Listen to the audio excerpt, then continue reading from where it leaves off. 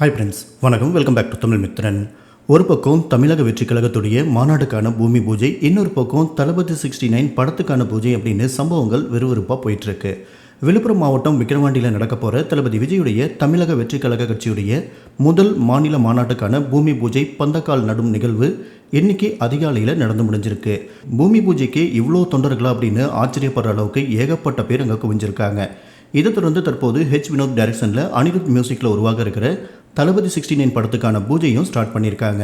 இது தளபதியோட கடைசி படம். கடைசி படத்துக்கான பூஜை அப்படிங்கிறதால அவரோட ரசிகர்களுக்கு ரொம்பவே எமோஷனலான மூமெண்ட் அப்படின்னு கூட சொல்லலாம். கேவிஎன் ப்ரொடக்ஷனில் உருவாக இருக்கிற இந்த படத்துடைய காஸ்டிங் அப்டேட்ஸ்லாம் கடந்த 3 நாட்களாக வந்துட்டுருக்கு. அதன்படி பாபி தியோல், பூஜா ஹெக்டே, மமிதா பைஜு, கௌதம் மேனன், பிரியாமணி, நரேன், பிரகாஷ் ராஜ் உள்ளிட்ட பல நடிகர்கள் இந்த படத்தில் முக்கியமான கேரக்டராக நடிக்கிருக்காங்க.